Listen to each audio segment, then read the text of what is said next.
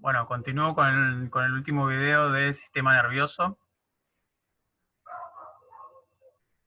Nos habíamos quedado aquí en lo que es la hiponatremia.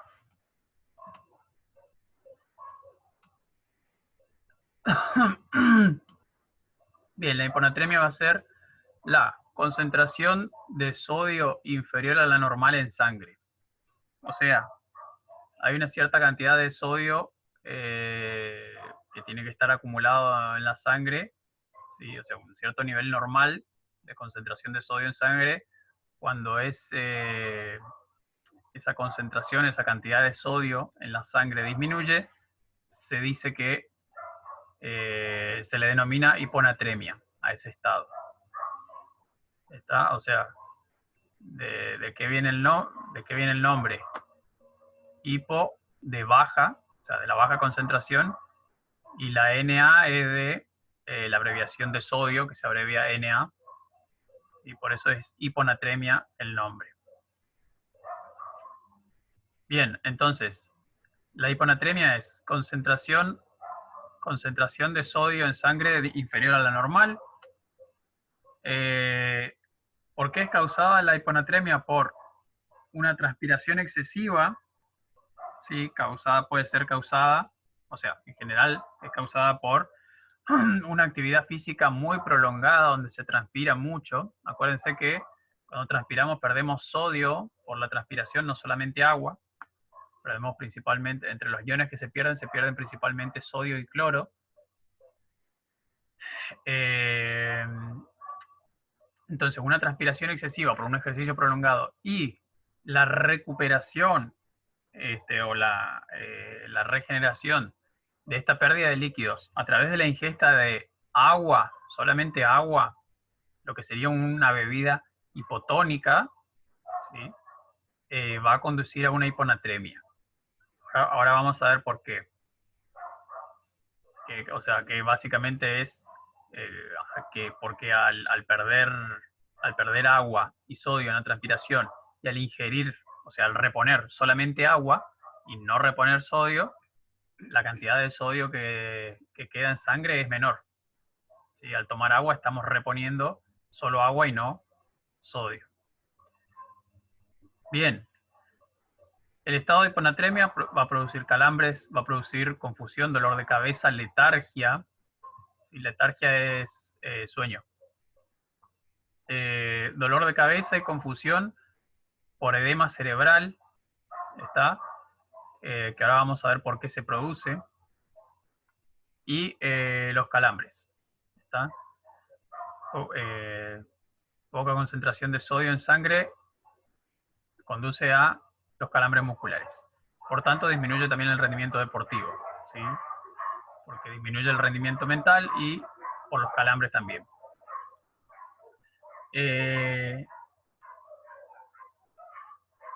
Bien, sí, el nivel de aptitud aeróbica, o sea, la capacidad aeróbica de una persona está relacionado inversamente proporcionales a la cantidad de pérdida de sodio por transpiración. ¿Qué quiere decir eso? Que cuanto más entrenado esté en resistencia aeróbica, menos sodio pierdo al transpirar. ¿Sí? O sea, lo que cambia con el entrenamiento es que el cuerpo se adapta y reabsorbe mayor cantidad de sodio de la glándula sudorípara antes que este sodio salga junto con la transpiración hacia el exterior. O sea, en el camino de la glándula, del conducto de la glándula sudorípara hacia el exterior, se reabsorbe el sodio y sale solo agua. De esa manera se pierde menos cantidad de sodio. Pierde menos cantidad de sodio una persona que está entrenada en resistencia aeróbica que una que no está entrenada.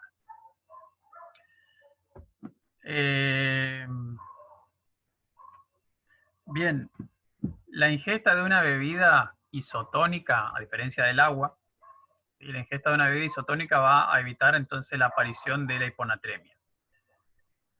Bebida hipotónica, ¿qué va a significar? Que tiene menor concentración de solutos en relación al plasma de la sangre.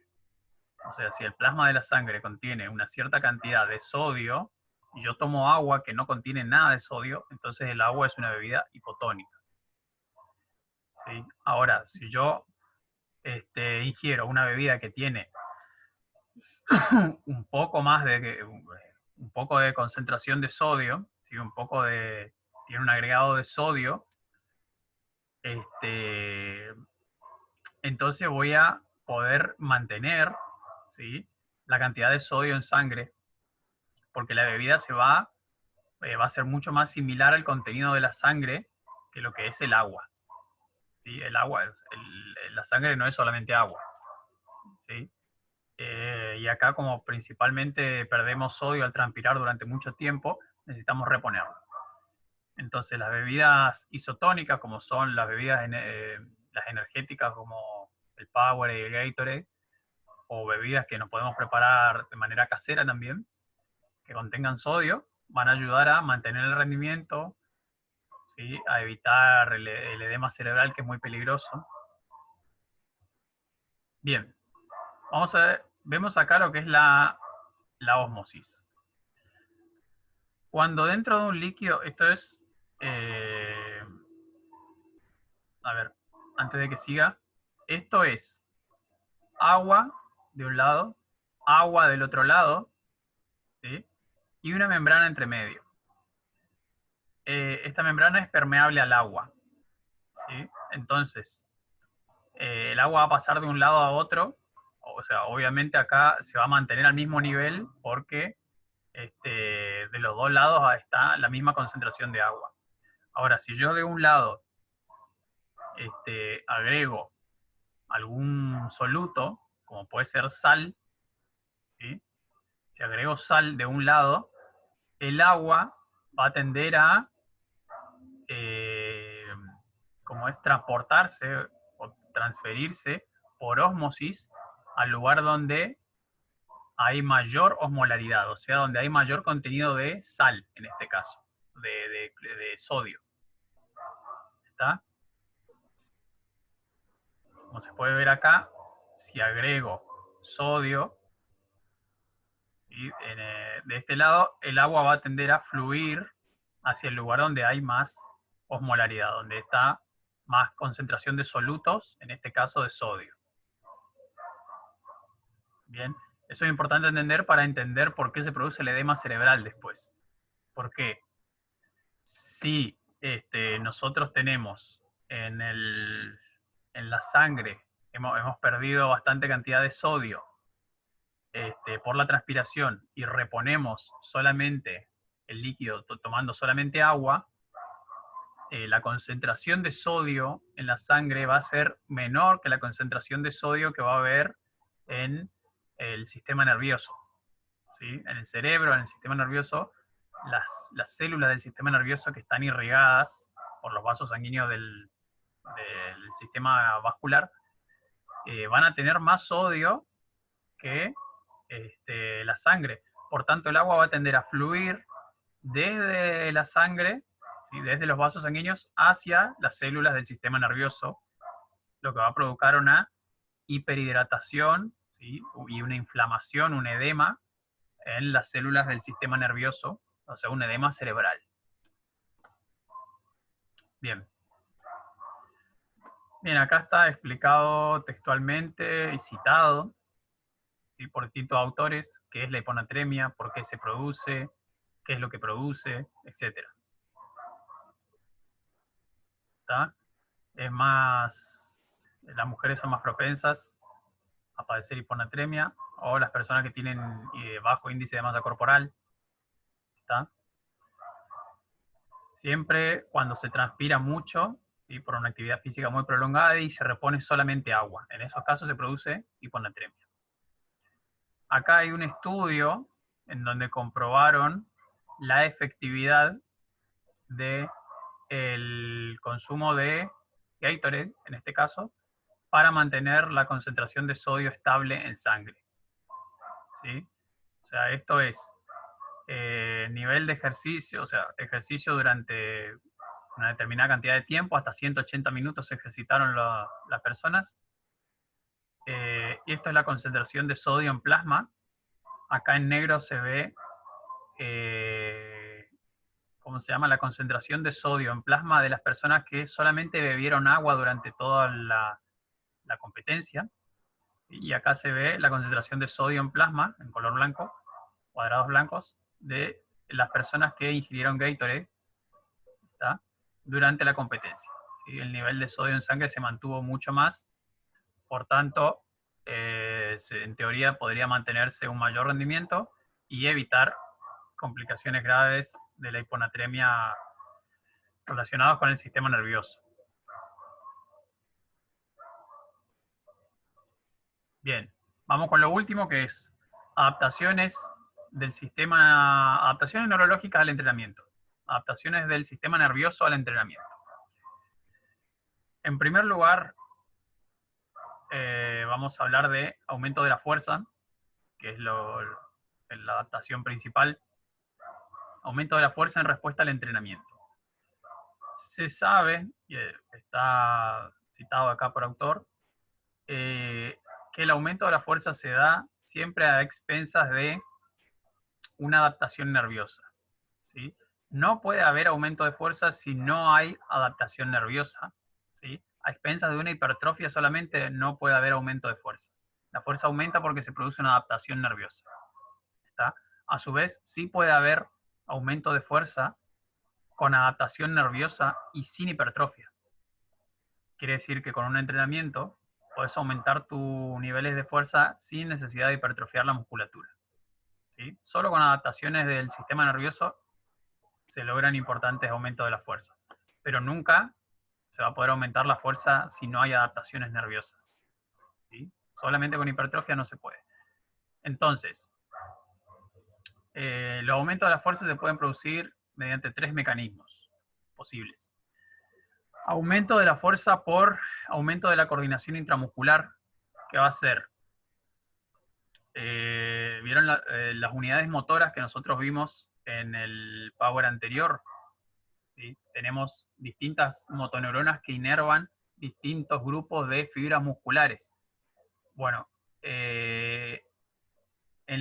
una de las adaptaciones del entrenamiento de la fuerza va a ser un mayor reclutamiento de unidades motoras. O sea, cuando a medida que yo vaya entrenando, en el momento que yo quiera realizar un esfuerzo, voy a reclutar, voy a utilizar, ¿sí?, mayor cantidad de unidades motoras que antes.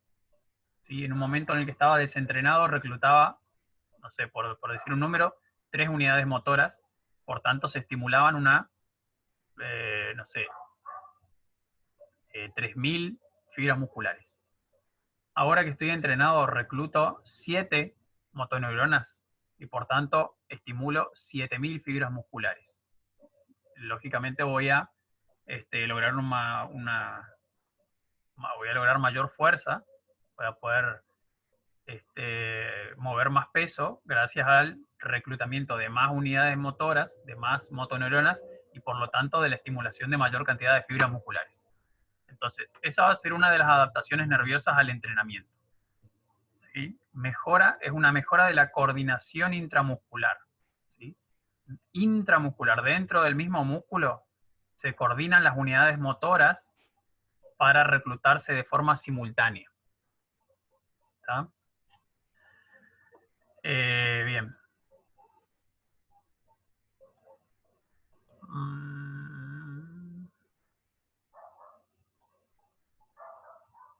Bien. Bueno, la adaptación va a constar no solamente de un aumento de reclutamiento, de mayor cantidad de unidades motoras, sino que además las motoneuronas que voy a reclutar van a realizar mayor cantidad de disparos nerviosos, o sea, mayor cantidad de potenciales de acción se van a producir gracias a la adaptación. ¿Sí? Se van a reclutar más cantidad de unidades motoras, pero además la cantidad de potenciales de acción que van a producir esas motoneuronas en el momento que quiera hacer fuerza, van a ser mayor la cantidad de disparos. Bien, el segundo tipo de adaptación va a ser aumento de la fuerza, pero por mejora de la coordinación intermuscular. Acá estamos haciendo referencia a una más eficiente ley de Sherrington, ¿sí? O de inervación recíproca. Acuérdense, ley de Sherrington que decía, cuando un músculo se contrae, el antagonista se relaja. ¿Está? Si bien esto no es 100%, o sea, si bien la persona contrae un músculo, no es que el antagonista se relaja por completo. Siempre tiene un mínimo estado de contracción. Pero en personas que están más entrenadas, los antagonistas se inhiben más en cada contracción del agonista. ¿Sí? O sea, si estoy entrenado, cuando contraiga el cuádriceps, los isquiotibiales se van a inhibir más que cuando no estaba entrenado. ¿Sí? Aumenta la inhibición, lo que va a permitir ejecutar un ejercicio con más fuerza. ¿Sí? El cuádriceps va a poder hacer más fuerza porque los isquiotibiales están más inhibidos y limitan menos la capacidad del cuádriceps. O sea, se contraponen menos los isquiotibiales gracias a la adaptación intermuscular, o sea, coordinación entre músculos. Intermusculares entre músculos, intramusculares dentro de un mismo músculo. Acá hay algunos ejemplos de algunos estudios, por ejemplo, comprobaron que, a través de la electromiografía, comprobaron que los tenistas entrenados tenían tenían una menor coactivación, ¿sí? Coactivación es activación de ambos músculos, agonista y antagonista.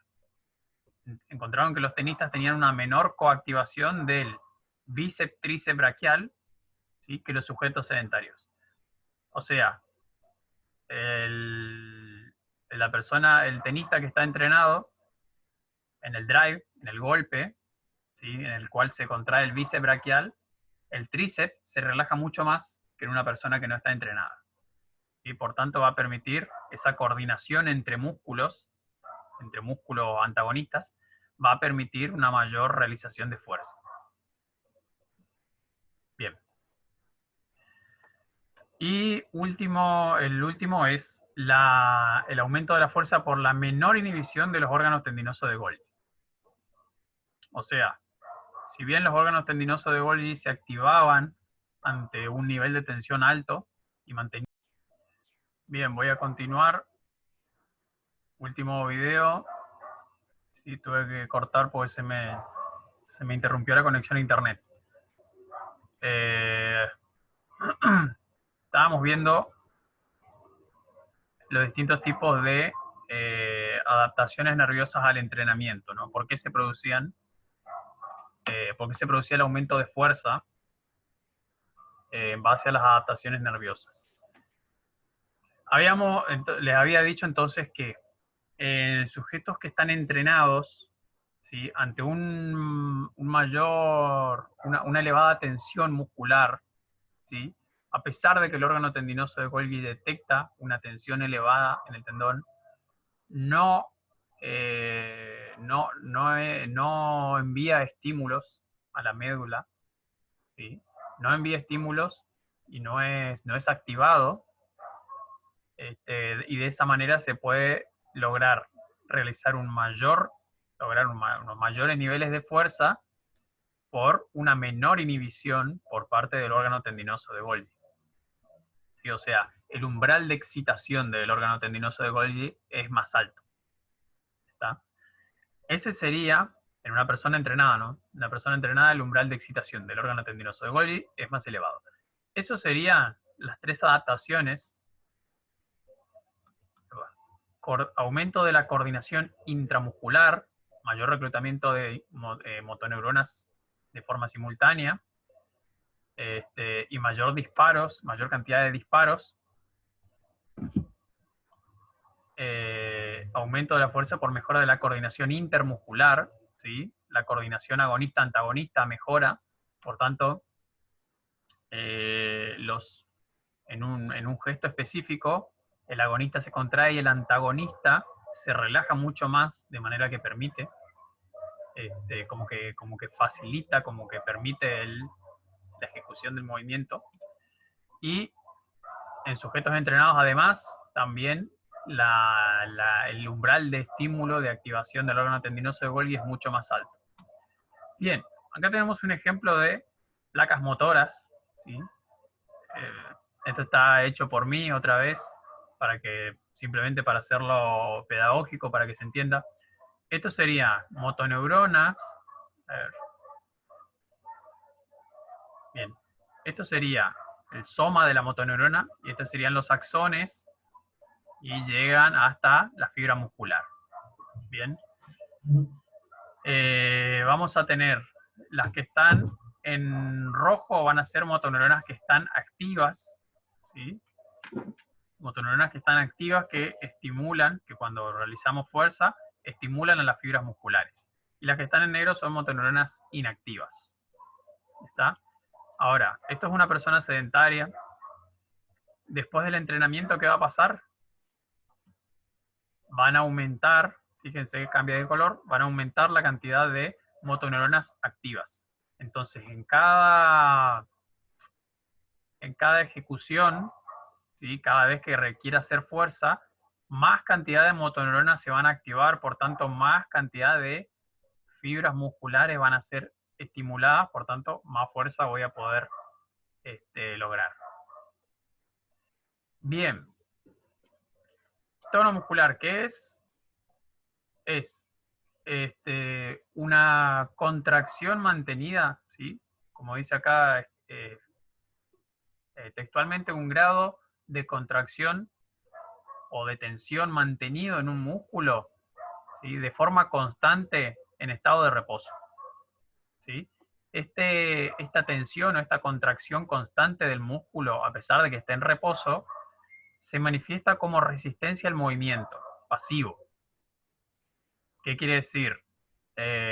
Si tengo, no sé, el bíceps braquial, si tengo el bíceps braquial bien tonificado, mi codo va a presentar resistencia a la extensión pasiva. O sea, si alguien me quiere extender el codo, ¿sí? Voy a presentar más resistencia a ese movimiento gracias a que mi bíceps braquial está tonificado, ¿sí? Si bien la función del bíceps es flexionar el codo, lo que va a hacer en este caso no va a ser flexionar el codo, sino impedir la extensión del mismo. ¿Está? De forma pasiva, va a mantenerse tonificado y de forma constante, impidiendo que el músculo se mueva, que la articulación se mueva, ¿sí? De forma pasiva. Ahora, aumentar el tono muscular, ¿para qué me va a servir? Por un lado, puede tener un objetivo estético, o sea, evitar la flacidez muscular, ¿sí? Evitar los músculos caídos, flácidos, blandos, ¿sí? Objetivo estético, tener todo en su lugar y bien levantado. Y por otro lado, va a tener un objetivo deportivo, que va a ser evitar lesiones por dislocamientos, ¿sí? O desgarros también. ¿Por qué? Porque vamos a poner un ejemplo clásico, el manguito de los rotadores, ¿sí? Los músculos que nacen en la escápula, que se insertan en el hombro, ¿sí? El subescapular, el supraespinoso, el infraespinoso y el redondo menor, esos músculos van a mantener al húmero unido a la escápula.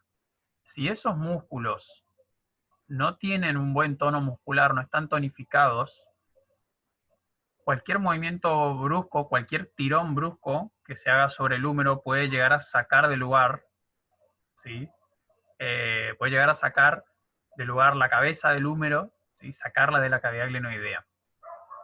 Si supera la fuerza que realizan estos músculos, la resistencia que ejercen estos músculos y todos los tendones que lo mantienen también en su lugar y la cápsula articular. Entonces, si yo aumento la tonicidad de estos músculos con entrenamiento de fuerza-resistencia, voy a impedir que la articulación se disloque.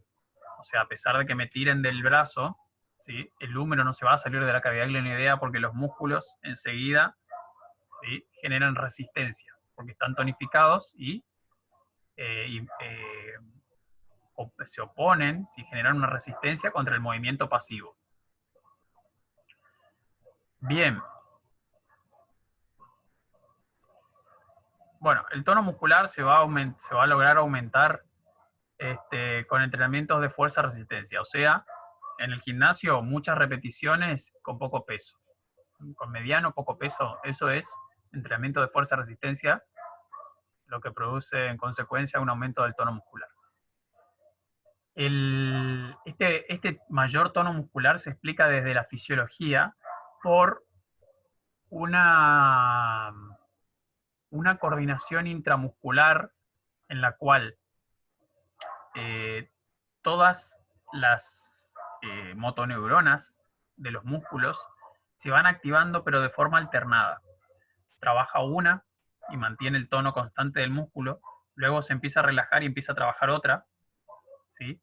Y es como que se van turnando entre todas las motoneuronas para mantener activas en reposo, mantener activas y contraídas levemente a un pequeño grupo de fibras musculares todo el tiempo para que se produzca, se mantenga el músculo con una resistencia al desplazamiento, al movimiento pasivo, y se mantenga con un tono también, se mantenga en su lugar, ¿sí? Como si estuviese contrayendo, como si estuviese contraído todo el tiempo.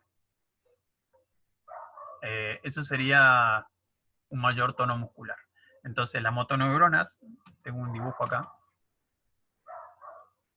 Bien, como se puede ver acá, las distintas motoneuronas estimulan de forma alternada al músculo, ¿sí? Para mantener su tono. ¿Esto para qué se produce esto? Para que esta alternación de motoneuronas, para que no se fatigue una sola, ¿sí? Entonces trabaja una un rato, después trabaja la otra, entonces se mantienen contraídas cierto grupo de fibras musculares, después esas empiezan a descansar y empiezan a ser relevadas por otra motoneurona que las va a mantener contraídas otro grupo de fibras musculares, después se empieza a fatigar esta motoneurona, empieza a trabajar otra, y así es como que se van alternando, ¿sí? Se van turnando las unidades motoras para mantener ese tono muscular constante del músculo en reposo. Bien, y por último, para terminar ya, algunas disfunciones del sistema nervioso que se producen con el envejecimiento. ¿Está? No muy importante, pero para tener en cuenta, no vamos a entrar en detalles. Bien, glosario, y acuérdense, cualquier duda que tienen sobre el material, fíjense la cita, y en las referencias bibliográficas acá, que están siempre al final, pueden corroborar toda la información.